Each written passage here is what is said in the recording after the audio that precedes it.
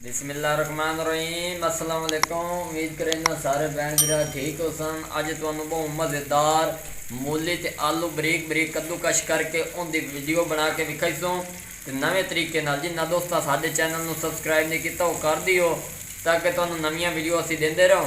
ते इस घ्यो दे विच असीं पैंदे पे 5 प्याज। बिस्मिल्लाहिर्रहमानिर्रहीम। प्याज असां 5 दे विच पा दित्ते ने। असीं इन्हां नू ब्राउन करेने आ, भुनने उस तो बाद असी इन्हों की लुक तुहानू विखाने इन्होंने सारे प्याज़ों के नाल चलते आया ताकि तुहानू मुकम्मल मज़ा मिले तो मुकम्मल गाइड किया जाए। आए वेखो साढ़े जोड़े प्याज हैं ब्राउन हो गए ने। VIP लुक की नज़र आती पई है। तो हुण विच मैं पैसा 3 टमाटर, 5 मिर्चां ते 2 नींबू ते नींबू शिबू पा के अदरक वगैरह पा के थोम वगैरह पा के सारिया चीज़ां विच तां पाईयां ताकि एक ज़ायका जिहा बन जाए मज़ेदार।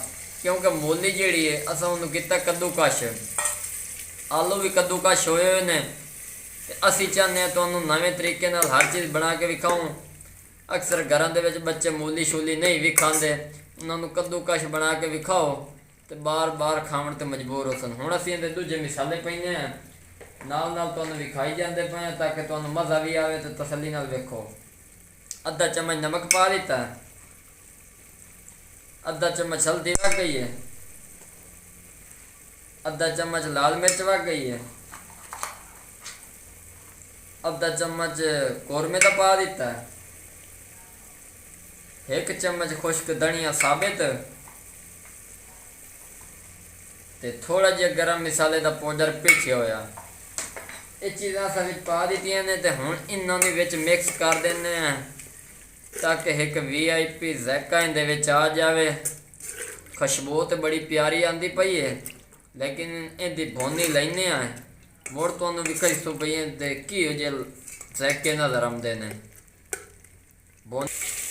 माशाअल्लाह सुभान अल्लाह। देखो बहुत सोहनी खुशबू आती पई है, अच्छी तरह भुनी लग गई है इहदे। आ देखो भुनी के उत्ते टाइम ज़्यादा तां लाया ताकि ज़ायका VIP इहदा आ जाए चंगा जिहा। हुण असीं इहदे विच पैंदे पे अद्धा किलो आलू ते 1 किलो मूली कद्दूकश कीती है, चेक करो। बिस्मिल्लाहिर्रहमानिर्रहीम। इहदे विच असीं पा दित्ते ने ते हुण इहनूं असीं मिक्स करेने मिसाले दे विच। बिस्मिल्लाहिर्रहमानिर्रहीम। मिसाले दे विच इहनूं मिक्स करके तुहानूं मज़ा आमसी। चेक करो नींबू पाए ने, VIP मिर्चां टमाटर। ज़ायकेदार चीज़ ना बने तो फिर खावन का की फ़ायदा। इहदी हुण भुन ही लैने तो मुड़ तुहानूं इहदी लुक विखाइने शिकल जही वो बना के फिर विखाइने।